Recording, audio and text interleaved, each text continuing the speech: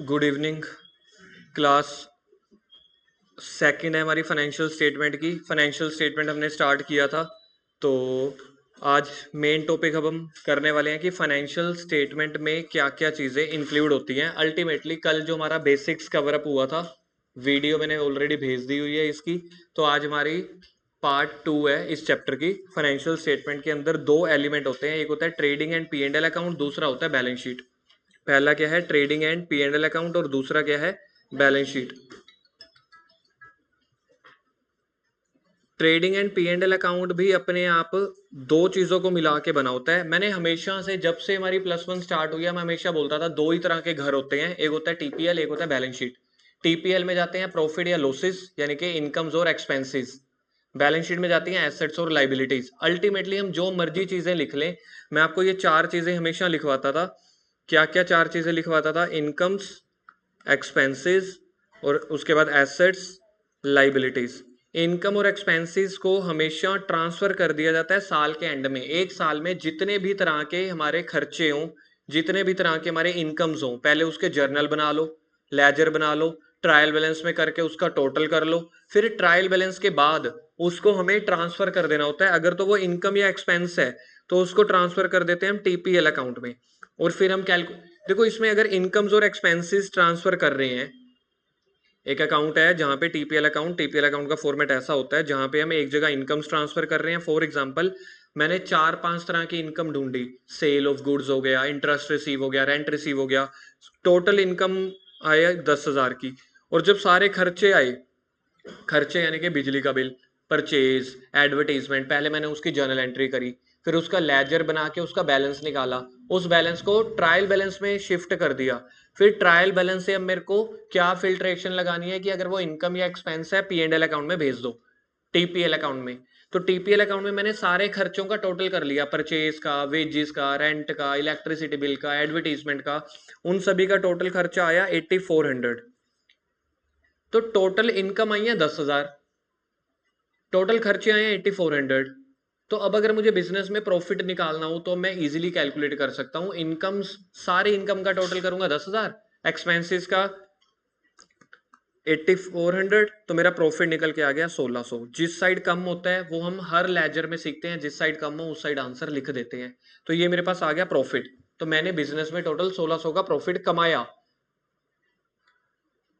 ठीक है, ये कौन सा अकाउंट है? टीपीएल। ये मैंने अभी कंबाइंड अकाउंट बनाया है। अभी ट्रेडिंग अकाउंट में क्या क्या चीजें आएंगी, पी एंड एल में क्या आएंगी, मैंने वो डिस्कशन नहीं की। मैंने पूरे के पूरे trading and P and L की कंबाइंड डिस्कशन की है। दोनों अलग अलग होते हैं। ट्रेडिंग अकाउंट अलग होता है जिसको हम बोलते हैं टीपीएल, टी से ट्रेडिंग, पी से पी एंड एल अकाउंट। तो टी अलग है, पी एंड एल अलग है। अभी फिलहाल मैंने पूरा ओवरऑल आपको बता दिया। टीपीएल क्यों बनाते हैं? बिजनेस का प्रॉफिट या लॉस कैलकुलेट करने के लिए। किसके बाद बनेगा? ट्रायल बैलेंस के बाद बनेगा। ट्रायल बैलेंस में जो जो मेरे पास आइटम्स होंगी, ट्रायल बैलेंस एक बार के लिए याद कर सकते हो कैसा होता था? ट्रायल बैलेंस ये चीज होती थी ऐसे, यहाँ पे नेम ऑफ अकाउंट्स लिखते थे, ये डेबिट होता था, ये क्रेडिट होता था। जैसे परचेज है, परचेज इस साइड आ जाती थी।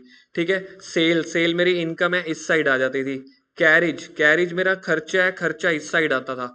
तो ऐसे ट्रायल बैलेंस में 20, 25, 30 आइटम्स होती हैं। उन 20, 25, 30 आइटम्स की चार ही कैटेगरी हैं, इनकम, एक्सपेंस, एसेट, लाइबिलिटी। जो जो ये ट्रायल बैलेंस है, जो जो ट्रायल बैलेंस में इनकम और एक्सपेंस है, ठीक है, जो जो ट्रायल बैलेंस में इनकम और एक्सपेंस है उसको टीपीएल में शिफ्ट करते चले जाना। जो जो ट्रायल बैलेंस में इनकम एक्सपेंस से टीपीएल में शिफ्ट हो गई तो क्या बच गई? एसेट्स लाइबिलिटी बच गई। एसेट्स लाइबिलिटी को बैलेंस शीट में शिफ्ट करते चले जाना। तो ट्रायल बैलेंस पूरा खाली हो जाएगा, रह क्या जाएगा? टीपीएल अकाउंट और बैलेंस शीट। फिर टीपीएल अकाउंट में जो प्रॉफिट आया 1600, इस प्रॉफिट ने मेरी कैपिटल को बढ़ा दिया।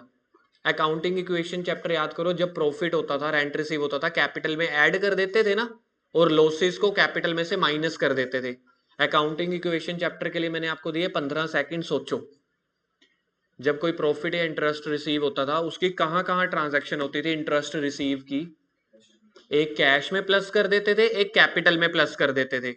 तो सेम ऐसे ही है, जैसे ये प्रॉफिट हुआ तो इस प्रॉफिट से क्या हुआ, मेरे बिजनेस का जो फंड है, आगम यहाँ पे, जो मेरे बिजनेस का पूरा टोटल फंड है यानी टोटल कैपिटल है, वो इंक्रीज हो गई। प्रॉफिट से मेरा बिजनेस बढ़ता है ना, बिजनेस बढ़ना मतलब मेरी कैपिटल बढ़ेगी। तो जैसे ही टीपीएल अकाउंट खत्म हो गया, टीपीएल अकाउंट का रिजल्ट क्या आता है, प्रॉफिट या लॉस। तो इस क्वेश्चन में मेरा क्या निकला, प्रॉफिट।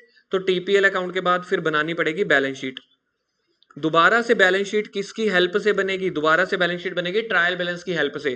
ट्रायल बैलेंस में आपने इनकम और एक्सपेंसेस तो पहले लिख ली, कहां पे लिखी है इनकम और एक्सपेंसेस, एक बार फिर से, ट्रायल बैलेंस से क्या लिख लिया आपने, कहां पे लिख ली, ट्रेडिंग एंड पी&एल अकाउंट में, यानी कि टीपीएल अकाउंट में। तो ट्रायल बैलेंस में क्या खत्म हो चुका है, क्या रह गया, तो एसेट्स लायबिलिटी को टीपीएल में डालना है ना, एसेट्स और लायबिलिटी के लिए अलग घर हमें बताया गया बैलेंस शीट। तो यहां पे सारी एसेट्स लिख देना, अकाउंटिंग इक्वेशन के चैप्टर में भी करते थे, यहां पे सारी एसेट्स लिख देना, यहां पे कैपिटल और लायबिलिटीज लिख देना, तभी तो फॉर्मूला बनता है capital plus liability is equal to asset. क्योंकि कैपिटल भी तो बिजनेस की लायबिलिटी है ना, जो हमने अपने ओनर को वापस करनी है। तो बिजनेस की समझ लो कैपिटल थी 5,000 और अभी अभी हमने प्रॉफिट कितने का कमाया था, 1,600 का। तो बिजनेस की अब टोटल कैपिटल हो गई 6,600 की। 5,000 से मैंने धंधा शुरू किया, पूरा साल काम धंधा करके बिजनेस करके 1,600 रुपए का प्रॉफिट भी जनरेट किया। तो मुझे बताओ मेरा टोटल कैपिटल, टोटल फंड कितना हो गया, ओपनिंग प्लस प्रॉफिट। वही वाला 1,600 रुपए मेरा यहाँ पे कैश में बढ़ गया होगा, अगर मुझे प्रॉफिट हुआ है तो प्रॉफिट से मेरे कैश की पोजीशन बढ़ गई होगी ना। बाकी जो मेरी एसेट्स हैं जो भी है, समझ लो लायबिलिटी जीरो है, तो ये बाद में बराबर हो जाएगी। तो एक बेसिक समझ में आया इस चैप्टर में मुझे क्या करना है। इस चैप्टर में मुझे 2 अकाउंट बनाने हैं, 4 आइटम्स कंसीडर करनी है। 2 अकाउंट कौन से, टीपीएल अकाउंट, बैलेंस शीट वैसे अकाउंट नहीं होता एक्चुअल मायने में, जिसके पीछे अकाउंट वर्ड आ रहा हो उसको बोलते हैं अकाउंट। तो मुझे इस चैप्टर में 2 तरह के फॉर्मेट बनाने हैं, टीपीएल अकाउंट और बैलेंस शीट। टीपीएल अकाउंट में क्यों बनाता हूं, टीपीएल अकाउंट में बनाता हूं ये जो सर्कल किया हुआ है, प्रॉफिट या लॉस पता करने के लिए। बताना एक बार टीपीएल अकाउंट क्यों बना रहे हैं, इस क्वेश्चन में क्या आया है, अच्छा इस क्वेश्चन की मैं एक पोजीशन चेंज कर देता हूं, मुझे बताना फिर प्रॉफिट बचेगा या लॉस बचेगा। इनकम्स को हमने माना 10,000, एक्सपेंस को हमने बना लिया 12,500, लॉस है सामने नंदनी इधर। इनकम्स कितनी है टोटल, खर्चे कितने हुए, तो लॉस है, तो लॉस लिखना यहाँ पे पड़ेगा मुझे। कभी कभी बच्चे बोल देते हैं, जैसे कल भी किसी बच्चे ने बोला था, आगम ने बोला था कि सर ग्रोस प्रॉफिट को आप इस तरफ क्यों लिख रहे हो। भाई मैं प्रॉफिट को डेबिट वाली साइड पे नहीं लिख रहा था, या मैंने लॉस को क्रेडिट में नहीं लिखा। नॉमिनल रूल क्या कहता है, debit all expenses credit all income. तो ये पहले जो मैंने नॉमिनल रूल फॉलो किया है ना, वो ये वाला है, यहां तक डेबिट, ये है डेबिट ऑल एक्सपेंसेस, सॉरी ये क्रेडिट था ना, गलत लिख दिया मैंने।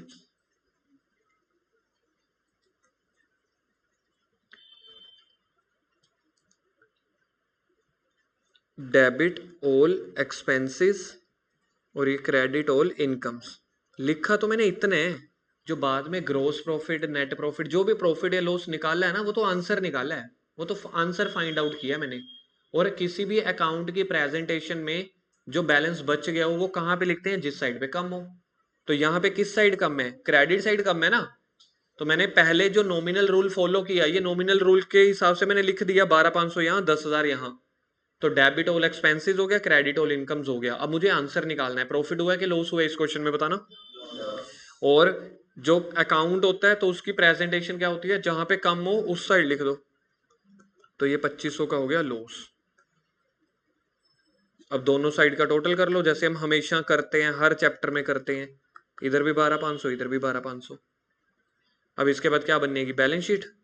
बैलेंस शीट में अब जितनी कैपिटल है, कैपिटल में से आप माइनस कर देना 2,500। प्रॉफिट होगा तो कैपिटल को बढ़ा देगा, लॉस होगा तो कैपिटल को कम कर देगा। ये एक बेसिक डिफरेंस अब आपको समझ में आ गया इस चैप्टर में क्या चलने वाला है। तो इस चैप्टर में ये सब चीजें चलेंगी। बार बार हमें हर क्वेश्चन में क्या बनाना पड़ेगा, पी&एल अकाउंट और बैलेंस शीट। कभी कभी सिर्फ ट्रेडिंग, कभी कभी सिर्फ आपको ट्रायल बैलेंस दिया होगा और ट्रायल बैलेंस को कहेंगे कि पी&एल अकाउंट और बैलेंस शीट बना दो।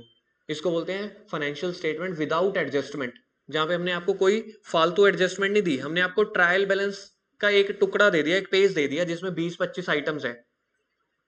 उसके बाद दोनों फॉर्मेट बना दो। कौन से दोनों फॉर्मेट बोलना एक बार, टीपीएल अकाउंट और बैलेंस शीट। बस टीपीएल का आंसर निकल आएगा प्रॉफिट या लॉस, फिर उसको कैपिटल में प्लस या माइनस कर देना।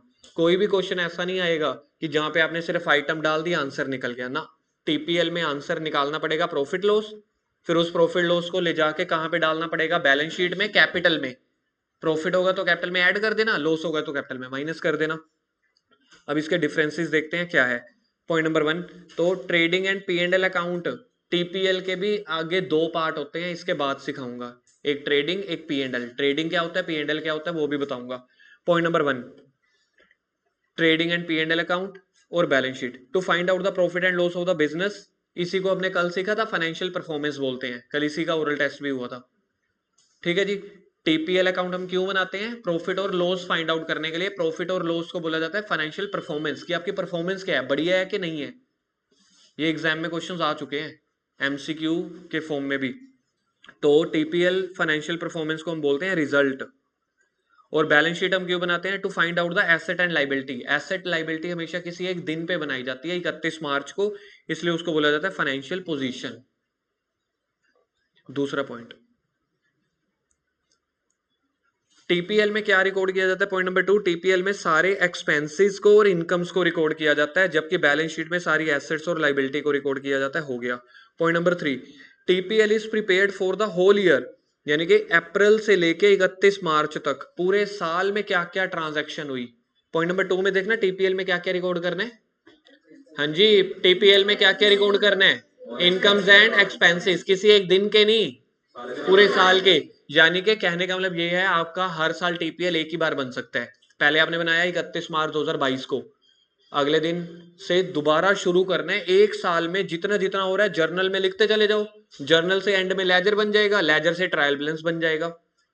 फिर ट्रायल बैलेंस में तो क्या आता है, टोटल आता है, वो टोटल से आपको हेल्प करेगी। मतलब हर साल एक बार टीपीएल बनेगा, लेकिन पूरे साल में क्या इनकम या एक्सपेंस हुए, प्रॉफिट या लॉस हुआ, वो पता करना है, एक दिन का नहीं। फिर उसी 31 मार्च को बैलेंस शीट बनेगी। बैलेंस शीट में अब आपने देखना है अल्टीमेटली मेरे को प्रॉफिट कब पता चला, 31 मार्च को, कैपिटल में ऐड कर देना। तो मेरा कैपिटल का कितना बैलेंस है 31 मार्च को, कैश का कितना बैलेंस है, एसेट्स का, लाइबिलिटी का, वो 31 मार्च को पता चलेगा। पॉइंट नंबर 4, जो टीपीएल है, टीपीएल अकाउंट, वो एज पर नॉमिनल रूल बनाया जाता है, debit all expenses, credit all incomes. Balance sheet बनाई जाती है एज पर रियल रूल या पर्सनल रूल। ये एग्जाम का क्वेश्चन है, आपको लिखवाया नहीं था, लिख लेना कि बैलेंस शीट में कौन से नेचर की आइटम लिखी जाएंगी, कौन सा rule of nature of rule लिखा जाएगा, रियल और पर्सनल। लिखो, जल्दी करो। रियल और पर्सनल नेचर ये एग्जाम में आ चुका है। ट्रेडिंग पीएनएल किस नेचर से बनेगी, पर्सनल, टीपीएल नॉमिनल से, और बैलेंस शीट रियल और पर्सनल से। अब हम बात कर रहे हैं टीपीएल की, खाली खाली टीपीएल की, कि टीपीएल के जो 2 पार्ट हैं, एक ट्रेडिंग एक पीएनएल। पीएनएल के 2 पार्ट हैं, एक ट्रेडिंग एंड पीएनएल, वो डिस्कशन कर रहे हैं, क्योंकि एग्जाम में तो मेनली तो यही आना है। टीपीएल के क्या 2 पार्ट हैं, एक ट्रेडिंग एक पीएनएल। ट्रेडिंग अकाउंट क्या होता है और पीएनएल अकाउंट क्या होता है, ये शुरू हो रहा है। ट्रेडिंग अकाउंट में सिर्फ डायरेक्ट खर्चे रिकॉर्ड किए जाते हैं, पीएनएल अकाउंट में इनडायरेक्ट खर्चे रिकॉर्ड किए जाते हैं। डायरेक्ट खर्चे वो होते हैं जो सामान को बनाने से लेके सामान को खरीदने से रिलेटेड हो। मेरी एक फैक्ट्री है, फैक्ट्री में मैंने सामान खरीदा, मतलब जब भी मेरे को कोई प्रोडक्ट बेचना है तो पहले तो उसकी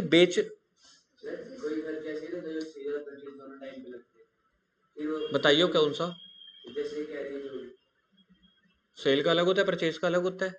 पहले सामान खरीदेगा ना तो वो परचेज का हो गया। अब देखो ट्रेडिंग अकाउंट में कौन से खर्चे रिकॉर्ड किए जाते हैं, डायरेक्ट। पीएनएल अकाउंट में इनडायरेक्ट। तो अब हमें ये पता होना चाहिए डायरेक्ट क्या होते हैं, इनडायरेक्ट क्या होते हैं। फैक्ट्री तक सामान बनाने तक होने वाले सारे खर्चे डायरेक्ट होते हैं। डायरेक्ट खर्चे का मतलब होता है जो सीधा सीधा प्रोडक्ट के ऊपर लग रहा है। मुझे ये पेन बनाना है, अब ये पेन है डिजिटल पेन, इस पेन की निब भी होगी, इस पेन में बैटरी भी डलनी है, इस पेन के स्प्रिंग भी है, इस पेन में बड़ी सारी चीजें हैं। तो ये डिजिटल पेन है, कोई भी प्रोडक्ट हो सकता है। तो जो इस प्रोडक्ट पे डायरेक्टली खर्चा हो रहा है उसको बोलते हैं डायरेक्ट एक्सपेंस। फॉर एग्जाम्पल ये वाला प्रोडक्ट अगर मेरी एचपी की कंपनी है, ये वाला पेन मैंने सेल हो गया, कैरिज का खर्चा, वेजिस का खर्चा, जो फैक्ट्री का रेंट है, वो सारे खर्चे मिला लिए 800 रुपए का है। 800 रुपए मेरे इस पेन को बनाने पे लगे, और पेन का जो मटेरियल था उसको खरीदने पे लगे, मतलब कि पेन बनाने तक के खर्चे हो गए डायरेक्ट खर्चे।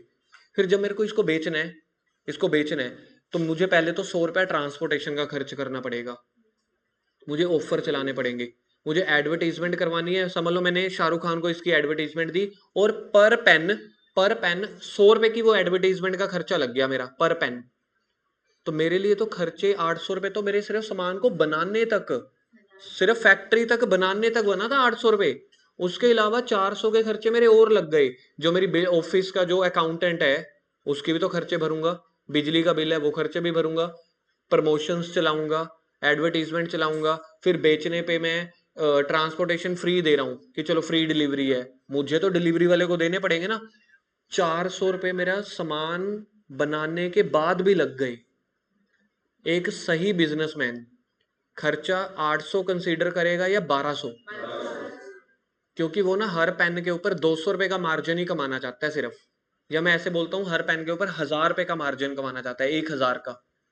अगर तो उसने सिर्फ फैक्ट्री तक के खर्चे देखे, भाई मेरा प्रोडक्ट तैयार हो गया 800 रुपए में बन के, 1000 रुपए मैं अपना जोड़ लेता हूं, 1800 का बेचूंगा, ये सही दुकानदार नहीं हुआ। ये देखेगा भाई सामान बन के तैयार हुआ ना 800 का, परचेज का खर्चा भी, फैक्ट्री का रेंट भी, लेकिन जब फैक्ट्री के बाद ऑफिस वाले मेरे लोग हैं जो प्रमोशन कर रहे हैं, ऑफिस का खर्चा है, एडवर्टीजमेंट का है, सेलिंग का खर्चा है, वो भी तो मेरे बिजनेस का ही खर्चा है, और मेरा काम तो पेन बनाने का ही है। तो ये थोड़ी है कि वो खर्चा मैं टाइम पास में कर रहा हूँ, वो भी तो पेन से रिलेटेड, अपने प्रोडक्ट से रिलेटेड ही खर्चा कर रहा हूं ना, लेकिन वो बनाने से रिलेटेड नहीं है, वो बेचने से रिलेटेड है। तो फैक्ट्री तक के खर्चे को बोला जाता है डायरेक्ट, ऑफिस के खर्चों को बोला जाता है इनडायरेक्ट। टेक्निकली परचेज और मैन्युफैक्चरिंग के खर्चों को बोला जाता है डायरेक्ट, सेलिंग और ऑफिस के खर्चों को बोला जाता है इनडायरेक्ट। परचेज के खर्चे डायरेक्ट खर्चे, सेलिंग के खर्चे या ऑफिस के खर्चे इनडायरेक्ट खर्चे। एक सही बिजनेसमैन कहेगा भाई टोटल एक्सपेंस बताओ 1200, उसमें 1000 रुपए मार्जिन ऐड करेगा, तो बताओ दुकानदार कितने का सामान बेचेगा? ये 2200 का। जैसे ये वाला पेन मुझे 2500 पता नहीं 2600 का मिला था, पहले पहले 12000 का था, ऑफर चल रहा था 9000 का, तब तक जरूरत नहीं थी, फिर उसके कुछ महीनों बाद खराब हुआ तो कुछ 6-7 हजार का था, फिर मिल भी नहीं रहा था। फिर मैं कोई और पेन ऑर्डर करने लगा, कहीं से नीचे ये दिख गया 2500 का, मैंने वेट ही नहीं की, मैंने ऑर्डर कर दिया, क्योंकि मुझे पता था ये पेन 12000 का था स्टार्टिंग में, ऑफर में 9000 का था, मुझे 2500-2600 का मिल गया, मैंने ले लिया। कंपनी अगर ये माल 2600 का बेच रही है, कंपनी ने क्या नहीं कमाया होगा? समझ गए? तो इसीलिए जो कंपनी अपने प्राइस का सेल प्राइस रखती है ना, अपने प्रोडक्ट का सेल प्राइस रखती है, वो टोटल खर्चों के बाद मार्जिन ऐड करके रखती है, ना कि सिर्फ फैक्ट्री वाले खर्चों को लेके। ओके, पॉइंट समझ में आ गया? तो अब सर हम ये वाले दोनों खर्चों को अलग अलग कर ही क्यों रहे हैं? हमें तो बिजनेस में प्रॉफिट ही पता करना है ना। 2200 रुपए का आपने सामान बेचा, 1200 रुपए का आपका खर्चा आ गया, दोनों को अलग अलग कर ही क्यों रहे हो? दोनों को अलग अलग इसलिए कर रहे हैं, कभी कभी मुझे सामान रेडीमेड भी तो खरीदना पड़ता है, तो पता तो चले रेडीमेड मुझे कितने का पड़ रहा है। अगर रेडीमेड मुझे सामान मिल रहा है, फॉर एग्जाम्पल रेडीमेड मुझे सामान मिल रहा था 1300-1400 का, मैं ऐसे ही बेच देता था, फिर मैं एक बार सोचा यार एक काम करते हैं, इसकी फैक्ट्री लगा लेते हैं, क्या पता सस्ता पड़ जाए। तो मैं अपने प्रोडक्ट का सारा ब्रेकअप जानना चाहता हूं कि प्रोडक्ट को बनाने तक का खर्चा कितना है, फैक्ट्री तक का, बाद के जो खर्चे हैं वो इनडायरेक्ट है, प्रोडक्ट से रिलेटेड नहीं है। इसलिए हम दोनों खर्चों को अलग अलग लिखते हैं, ताकि मुझे पता चल जाता है कि मेरा प्रोडक्ट बनाने का खर्चा 800 रुपए था, एग्जाम्पल में मैंने कितना लिया था, तो मुझे पता लग गया मेरा प्रोडक्ट बनाने का खर्चा 800 है, उसको तो मैं बचा ही नहीं सकता, सामान खरीदना पड़ेगा, कैरिज का भरना पड़ेगा, फैक्ट्री में बनाना पड़ेगा, वेजेस देना पड़ेगा, 800 के खर्चे को तो मैं बचा ही नहीं सकता। मेरा टोटल खर्चा 1200 था, 400 इनडायरेक्ट खर्चा जा रहा था ऑफिस से, सेलिंग से रिलेटेड। अगर मैं अपने प्रोडक्ट को इतना बढ़िया कर लूं और सेलिंग के थोड़े खर्चे तो कम कर सकता हूं ना, शाहरुख खान की जगह मैं किसी नए एक्टर को दे दूंगा, हो सकता है एडवर्टीजमेंट ना दूं, हो सकता है ऑफिस वाले खर्चे थोड़े से कम कर दूं, ताकि मुझे पता चल सके, ब्रेकअप मिल सके, मेरा सामान बनाने तक का खर्चा कितना है, उसके बाद का खर्चा कितना है। इसलिए हम ट्रेडिंग अकाउंट अलग बनाते हैं कि बनाने तक की कॉस्ट कितनी है, P&L अलग बनाते हैं उसको बेचने की कॉस्ट कितनी है, दोनों का टोटल कर लेंगे तो टोटल कॉस्ट आ जाएगा। पॉइंट क्लियर हो गया? तो पॉइंट नंबर 1 देखना, अब आपको समझ में आ गया, पॉइंट नंबर 1 समझ में आ गया होगा। पॉइंट नंबर 2 अपने आप पढ़ के देखो अब आप, direct expense are those expense which are related with purchase, factory या मैन्युफैक्चरिंग। फैक्ट्री वर्ड वैसे पेपर बुक में था नहीं, परचेज और मैन्युफैक्चरिंग होता है, फैक्ट्री से ना थोड़ा सा विजुलाइज जल्दी हो जाता है। इनडायरेक्ट खर्चे पढ़ के देखो, नहीं पॉइंट नंबर 2 पढ़ना है। इनडायरेक्ट खर्चे वो होते हैं जो रिलेटेड हो सेल से, ऑफिस से, एडमिनिस्ट्रेशन। एडमिनिस्ट्रेशन मतलब ऑफिस को ही बोलते हैं, काम काज संभालना। तीसरा, example of direct expense. Direct expense की एग्जाम्पल पढ़ रहे हैं, मैंने 6-7 लिखवाई हुई है, बुक में कम से कम 50-60 है, मुझे वो देखनी है, क्योंकि अगर मैं डायरेक्ट खर्चों को इनडायरेक्ट में मिक्स कर दिया, आंसर सही नहीं आएगा। बताऊंगा कैसे। डायरेक्ट खर्चों की एग्जांपल देखो क्या है, डायरेक्ट एक्सपेंसेस क्या होते हैं। सबसे पहले आपने याद रखना है, जितने भी ये सारे एक्सपेंसेस हैं सारे डेबिट साइड पे आएंगे।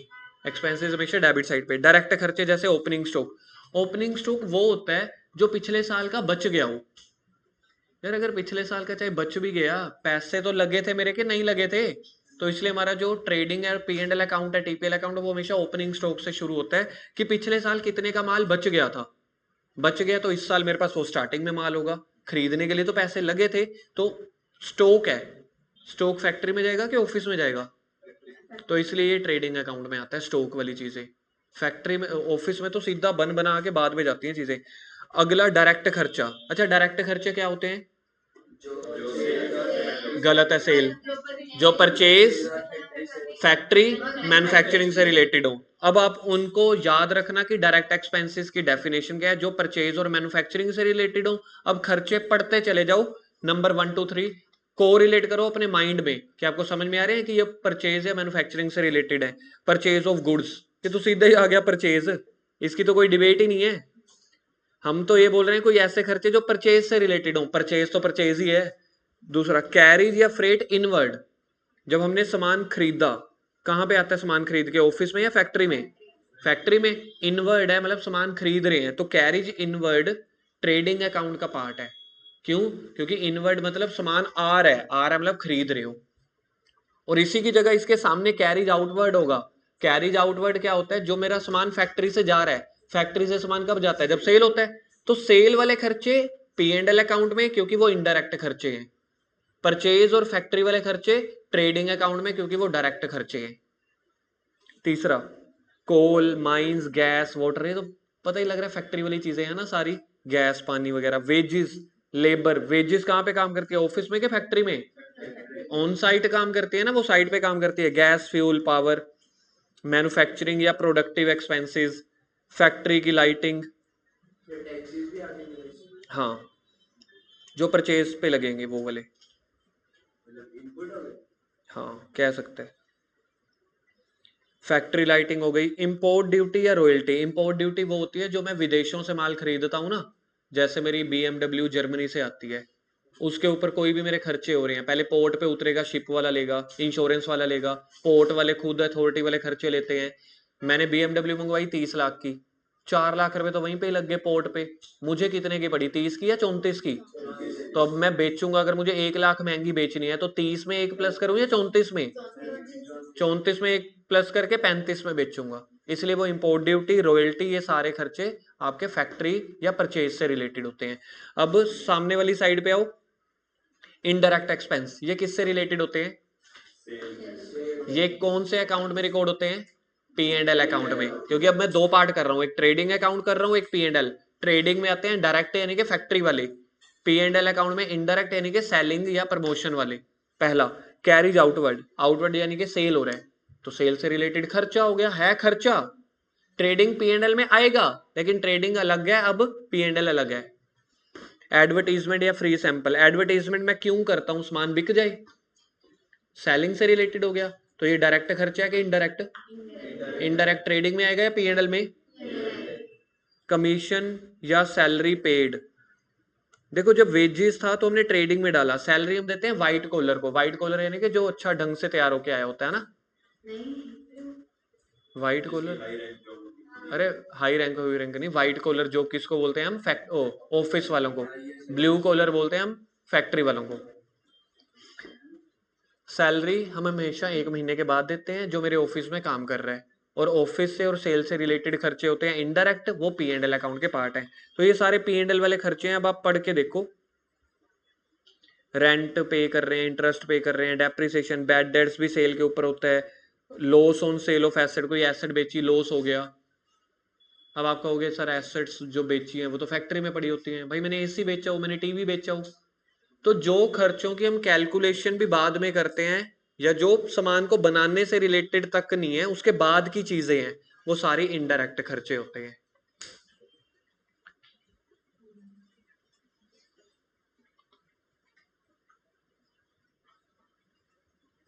इनकम्स आर ऑल्सो, चौथा पॉइंट है टी का, ट्रेडिंग का चौथा, incomes are also recorded in trading account. Trading account में इनकम्स भी रिकॉर्ड की जाएंगी। सिर्फ दो ही तरह की इनकम्स होती हैं, या तो सेल ऑफ गुड्स या closing stock. Sir closing stock मेरी इनकम कैसे होती है, सोचना एक बार।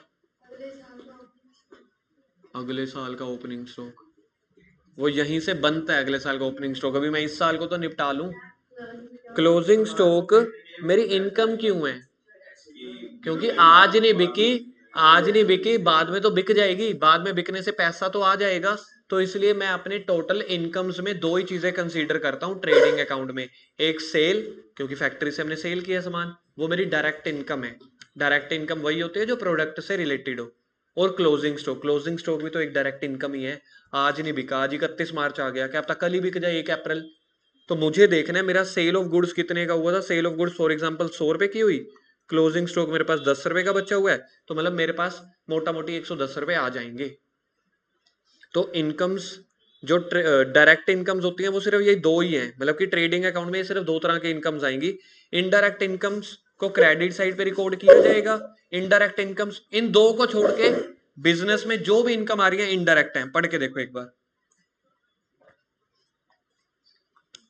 इन दो इनकम्स को छोड़ के सारे इनकम इनडायरेक्ट है, यानी कि ये बाकी सारे income P and L account में आनी चाहिए।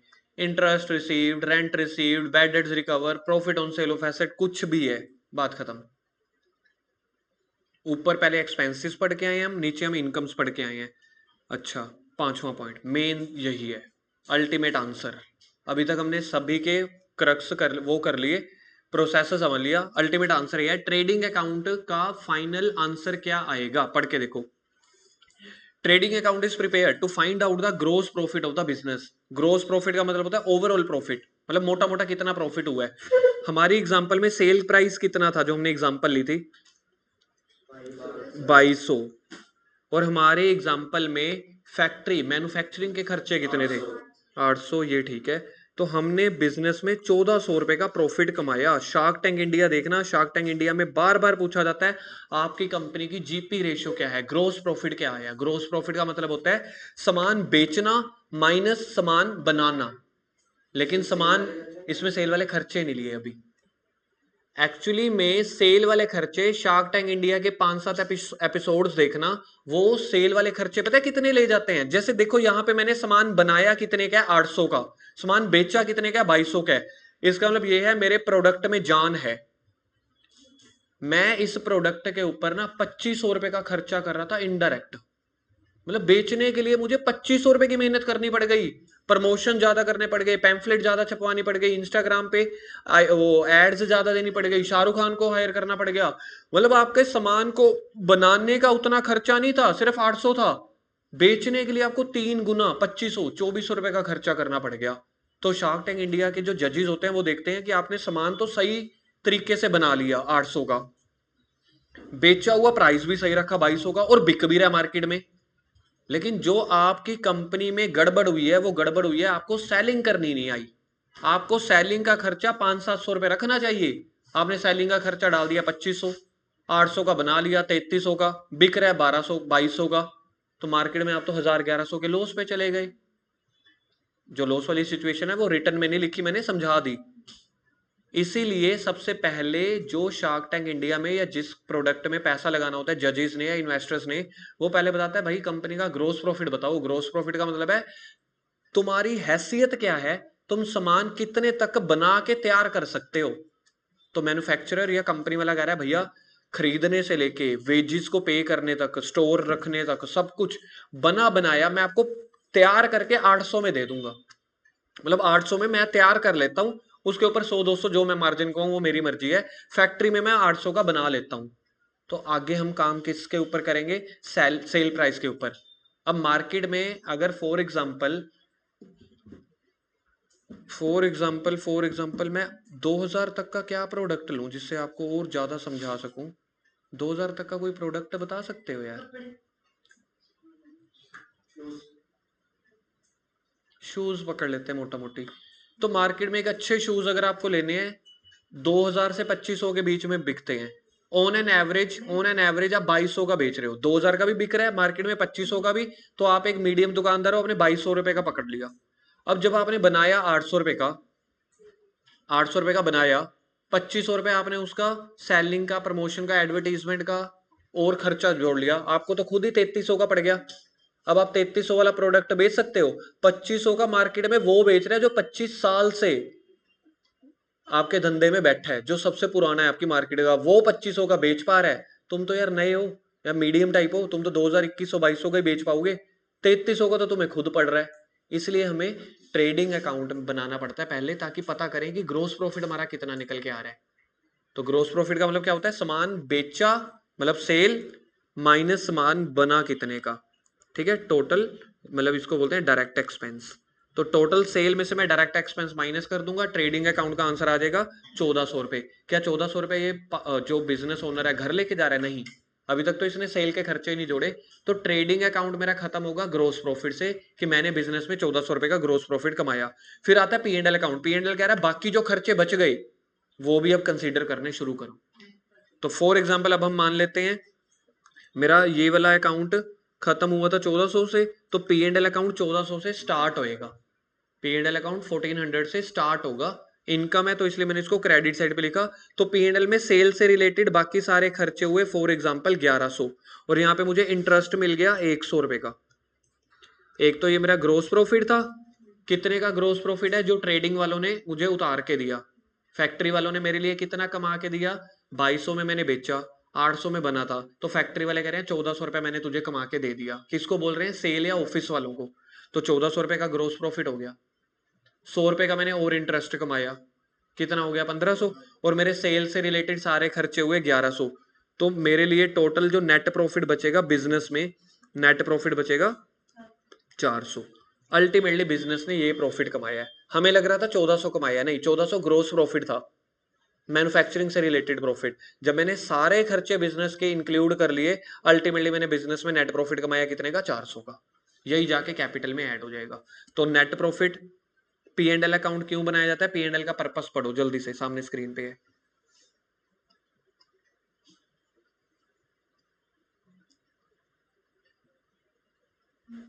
आगे समझ।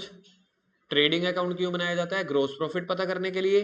P&L अकाउंट क्यों बनाया जाता है, नेट प्रॉफिट पता करने के लिए। नेट प्रॉफिट ही किसी बिजनेस का असली प्रॉफिट होता है। अब मुझे जर्नल एंट्रीज देखनी है, क्या करते हैं जर्नल एंट्रीज। जर्नल एंट्रीज सबसे पहले मैंने आपको बोला जो भी इनकम और एक्सपेंसेस हैं, जो भी इनकम और एक्सपेंसेस हैं कहाँ पे शिफ्ट कर देने हैं, TPL अकाउंट में। जो डायरेक्ट वाले हैं वो T में शिफ्ट करेंगे, जो इनडायरेक्ट है वो P&L में शिफ्ट करेंगे। सबसे पहली हेडिंग हम पढ़ते हैं।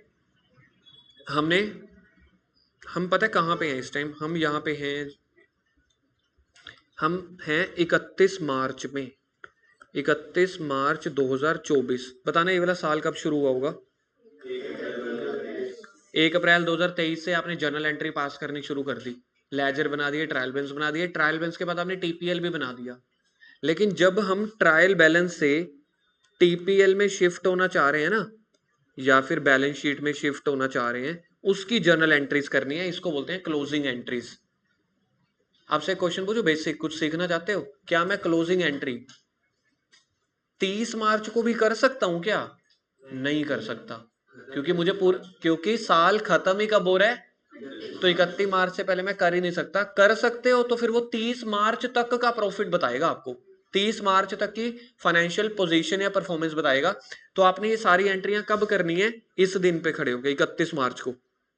साल का ओपनिंग हो रहा है या क्लोज हो रहा है, तो इसलिए इसको बोला गया क्लोजिंग एंट्रीज। अब आपने पहले डायरेक्ट खर्चों को कहां पे ट्रांसफर करना है, इधर देखो, ये TPL शुरू कर रहा हूं मैं, TPL अकाउंट। तो डायरेक्ट खर्चे यहां पे आएंगे, डायरेक्ट इनकम्स यहां पे आएंगी, ठीक है। फिर यहाँ पे आपका ये खत्म हो जाएगा, यहीं से P&L शुरू हो जाएगा।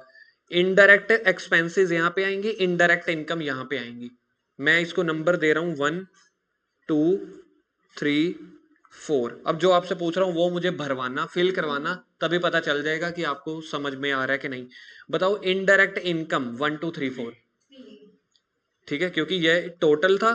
टोटल के बाद यहाँ पे टोटल मैं कर देता हूँ, ये लो, टोटल के बाद मेरा P&L अकाउंट शुरू होता है। तो यहां पे मेरी आएंगी सारी इनडायरेक्ट इनकम्स। अच्छा, नंबर 1 में क्या आएगा? बिल्कुल ठीक है, डायरेक्ट एक्सपेंस। नंबर 3 में क्या आएगा? नंबर 3 में नहीं, 4 में। Indirect indirect expenses. Debit side पे सारे क्या आते हैं? एक्सपेंसेस। क्या बच गया? Direct incomes. डायरेक्ट इनकम सबसे ज्यादा आसान है हमारे इस पूरे क्वेश्चन में, क्योंकि डायरेक्ट इनकम गलत लिख दिया ना मैंने।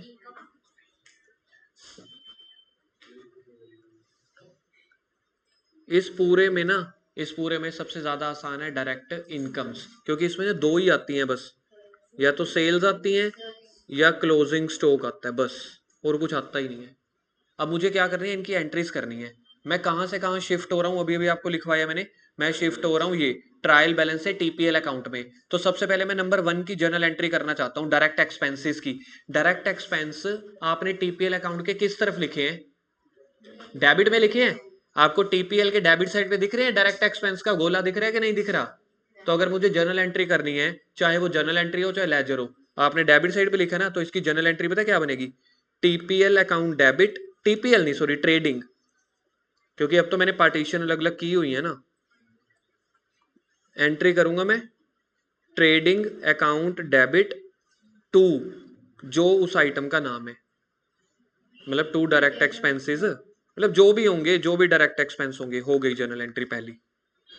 तो फर्स्ट जर्नल एंट्री मैंने किसकी की है? मैंने डायरेक्ट एक्सपेंस को शिफ्ट कर दिया है। अब टीपीएल में नहीं शिफ्ट कर रहे, अब टी अलग है, पी एंड एल अलग है। तो डायरेक्ट एक्सपेंस की जर्नल एंट्री क्या बनी? डायरेक्ट एक्सपेंस की जर्नल एंट्री बनी टीपी, ट्रेडिंग के डेबिट में लिखे ना, तो trading account debit to direct expense. ऐसे ही मुझे डायरेक्ट इनकम्स की एंट्री बता दो।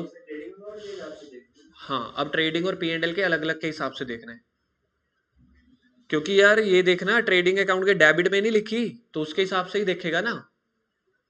चाहे तू जर्नल से लेजर सोच ले, मैंने जर्नल एंट्री सीखी, तू ऐसे सोच, मैंने तुझे लेजर से जर्नल सिखवाया ना अभी, तू ऐसे सोच ये एंट्री है trading account debit to direct expense. अब अगर मुझे, क्योंकि देख यार मैं तेरे को सिंपल बताता हूँ, वेजिस पेड की जर्नल एंट्री बताइयो, वेजिस पेड की। वेजिस ना मेरे डायरेक्ट एक्सपेंस होते हैं क्योंकि फैक्ट्री में लग रहे हैं। ये देख, wages account debit to cash, ये ले 100 रुपए। ठीक है जी, मेरा खर्चा हो गया, इसको बोलते हैं खर्चा होना। तो मैंने खर्चे होने को कहां पे लिखा? डेबिट में लिखा है, नॉमिनल रूल को फॉलो करके। अब मुझे ये वाला खर्चा लेजर बना होगा, ट्रायल बैलेंस बन गया होगा, तो मेरे वेजेस 100 है, तो ये डायरेक्ट एक्सपेंस है। अब मुझे इसको कहां पे मूव करना है? ट्रेडिंग अकाउंट में। नंबर 2 में मैं ट्रांसफर कर रहा हूं। एक्चुअली मैंने तुझे पहले मैंने एंट्री बनाने वाली नहीं बताई थी, तो मैंने यहाँ पे पूरा ही बता दिया, पहले एंट्री हुई है। अब जब मैं ट्रांसफर कर रहा हूँ वेजिस को मैं कहां पे ट्रांसफर करता हूँ? डायरेक्ट एक्सपेंस है तो ट्रेडिंग के डेबिट में ट्रांसफर करता हूँ ना, तो इसकी एंट्री बनेगी trading account debit to wages. तो देखा जाए तो वेजिस ऊपर जो था, एक बार डेबिट हो गया, एक बार क्रेडिट हो गया, वेजिस तो कैंसिल हो गया। तो यही तो सिखाई थी, बस मैंने पहले अभी जो सिखाया मैंने ये वाली करवा दी थी।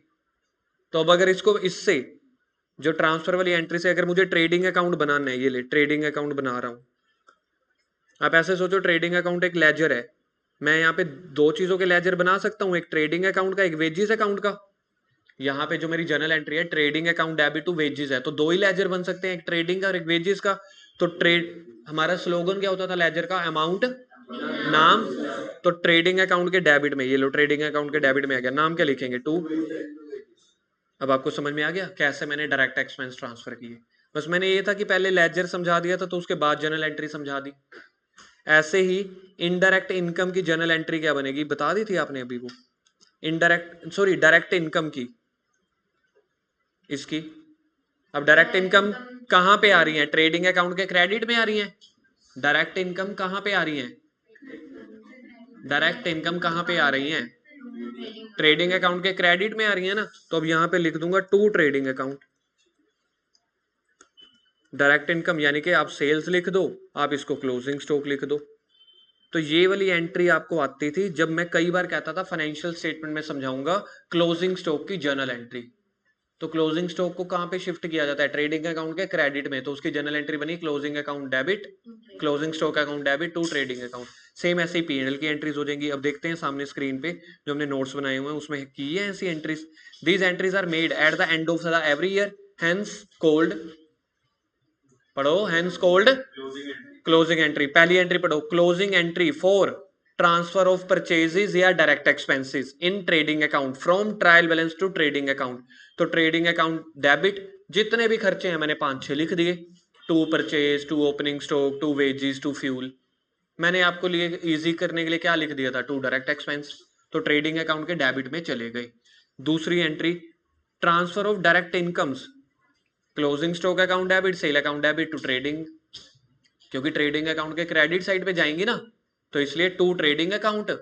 आपने ट्रेडिंग अकाउंट के ऊपर फोकस करना है, दूसरा साइड जो बच गया वो वाली आइटम आ जाएगी। अब तीसरे नंबर पे क्वेश्चन में प्रॉफिट निकल के आ जाएगा। अगर आपका प्रॉफिट है तो वो डेबिट साइड पे निकल के आ रहा था, ट्रेडिंग अकाउंट के डेबिट में निकल के आ रहा था। याद करो एक बार, 1600 हमारे क्वेश्चन में आया था, 1600 पता नहीं 1400, जो भी है आया था ना। बाय वाली साइड समझ लो 2200 है, टू वाली साइड 600 है, तो 2200 में से 600 माइनस कर दो 1600, तो डेबिट वाली साइड पे प्रॉफिट निकल के आ गया। अब जो प्रॉफिट निकालेगा फैक्ट्री वाला, मैन्युफैक्चरिंग वाला, ट्रेडिंग वाला, वो कहां पे भेज देगा? उसको पी एंड एल अकाउंट में ना। तो trading account debit to P and L account.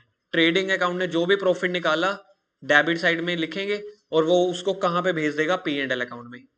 यहां पे जाके ग्रोस प्रॉफिट, वो ट्रेडिंग अकाउंट खत्म होता है। लॉस है तो इसकी रिवर्स एंट्री बन जाएगी। एक क्वेश्चन कराऊंगा, बड़े जल्दी समझ आ जाएगा। तो ट्रेडिंग अकाउंट का फॉर्मेट ये है, डेबिट साइड पे सारे खर्चे, क्रेडिट साइड पे सारी इनकम्स। इनमें से माइनस कर देना, अगर सेल या सेल परचेज में से कोई रिटर्न होगी ना वो माइनस कर देंगे। देखो इनकम में ये दो ही चीजें आई हैं बस, सेल और क्लोजिंग स्टॉक, और कुछ होता भी नहीं है, बस ये दो ही आइटम्स होती हैं। बाकी जो भी खर्चे हैं, कौन से वाले ट्रेडिंग में खर्चे आएंगे बताना एक बार, ट्रेडिंग में कौन से खर्चे आएंगे? गलत, ट्रेडिंग अकाउंट में आएंगे डायरेक्ट खर्चे जो फैक्ट्री से रिलेटेड हो, मैन्युफैक्चरिंग से और परचेज से। सारे खर्चे यहाँ पे लिखते चले जाओ। बुक में से याद करेंगे, कम से कम 50-60 खर्चे हैं सारे, बुक में से एक बार के लिए रीडिंग लेनी पड़ेगी। मैंने तो 8-10 लिखवाए हैं, परचेज, वेजिस, फ्यूल। ज्यादातर ना वैसे पता चल जाते हैं कि ये फैक्ट्री से रिलेटेड है, मतलब जो गए गुजरे हो ना चीप लेवल के, वो फैक्ट्री वाले होते हैं, मतलब देसी से, जो हम कहते हैं वो हाथ खराब हो जाएंगे। तो इसका आंसर क्या निकला? इधर देखो, मैंने इनकम का टोटल लिखा 100 रुपए, एक्सपेंसेस का टोटल लिखा 70, तो मेरे पास प्रॉफिट कितना निकल के आया? 30। तो ट्रेडिंग अकाउंट के डेबिट में निकल के आया ना। तो अब ये 30 रुपए मैं पी एंड एल अकाउंट में शिफ्ट कर दूंगा, तो देखो पी एंड एल अकाउंट में जा रहा है ये 30 की एरो दिख रही है आपको, ये 30 वाली एरो। तो यानी कि एंट्री क्या बनी? ट्रेडिंग अकाउंट के डेबिट में, पी एंड एल के क्रेडिट में। तो एंट्री बनी trading to P and L. किस चीज की एंट्री बनी है? ये जीपी की, ग्रोस प्रॉफिट की। सेम ऐसे ही जनरल एंट्रीज हैं पी एंड एल से रिलेटेड। पी एंड एल में पहले हम ट्रांसफर कर रहे हैं इनडायरेक्ट एक्सपेंसेस को। अब आप मुझे बताना इनडायरेक्ट एक्सपेंसेस कहां पे जाते हैं? पी एंड एल के डेबिट में। तो एंट्री बनेगी P and L account debit to all indirect expenses. ये बन गई entry, P and L account debit, जितने भी खर्चे होंगे, interest, wages, salary, commission, depreciation, फलाना। इनडायरेक्ट की इससे उल्टी एंट्री कर देंगे, interest, rent, bad debts to P and L account. और इसकी जो आखिरी एंट्री होती है, जो नेट प्रॉफिट निकलेगा, पी एंड एल अकाउंट के डेबिट साइड में निकलेगा नेट प्रॉफिट, उसको ट्रांसफर करना होता है कैपिटल में। ये तो मैं पहले ही समझा चुका हूँ आधा घंटा पहले। तो उसकी एंट्री बनेगी P and L account debit to capital account, capital account में भेज दो उसको। टू बैलेंस शीट नहीं लिखते क्योंकि बैलेंस शीट ना कोई अकाउंट नहीं होता, वैसे बैलेंस शीट में जानी चाहिए थे ना, तो टू बैलेंस शीट आना चाहिए, लेकिन हम अकाउंट टू अकाउंट ट्रांसफर करते हैं। बैलेंस शीट एक अकाउंट नहीं है, वो एक स्टेटमेंट है। तो यहाँ पे एंट्री करते हैं P and L account debit to capital. ये देखो, ये हो गया आपके पास पी एंड एल का फॉर्मेट। स्टार्ट यहां से होगा, जिसको मैं सर्कल कर रहा हूं, पी एंड एल का format.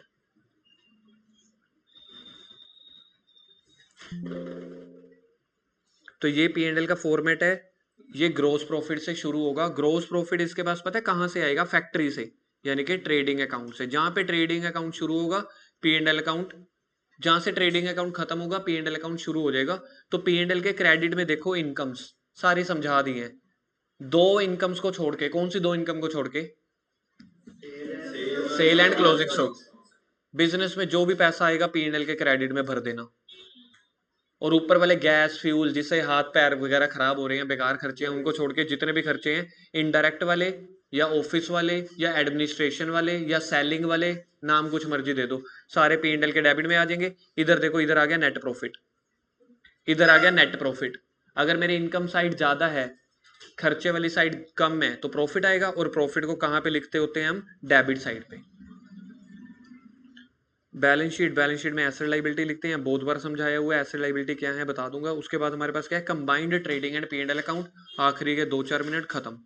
Combined trading and P and L account. अगर पेपर में क्वेश्चन आ गया ट्रेडिंग अकाउंट बना के दो, तो पी एंड एल की सारी आइटम को इग्नोर करना है। अगर पेपर में आ गया कि सिर्फ और सिर्फ पी एंड एल अकाउंट बनाओ, तो सबसे पहले आपको देखना है क्या ग्रोस प्रॉफिट क्वेश्चन में दिया हुआ है कि नहीं दिया हुआ। और अगर ग्रोस प्रॉफिट नहीं दिया हुआ तो निकालना पड़ेगा, नहीं तो क्वेश्चन में गिवन होगा। फिर आप इन डायरेक्ट खर्चों को, डायरेक्ट वालों को इग्नोर कर देना। लेकिन हमारे पास जो क्वेश्चंस हैं, अगला जो हमारे 15-20 दिन चलते रहेंगे, दोनों चैप्टर वो कंबाइंड चलेंगे। कंबाइंड देखो कैसे है। पहले ट्रेडिंग मैंने लिखा, जहां पे ट्रेडिंग खत्म हो रहा है, पहले तो फॉर्मेट का नाम सीखना पड़ेगा, trading and P and L लिखना है। फिर आपको जहां पे ट्रेडिंग अकाउंट खत्म हुआ, वहां पे पी एंड एल अकाउंट आपका शुरू हो जाएगा। ये छोटा सा मिनी एक बना दिया मैंने, combined trading and P and L account. बाकी इसके क्वेश्चंस कल स्टार्ट करते हैं।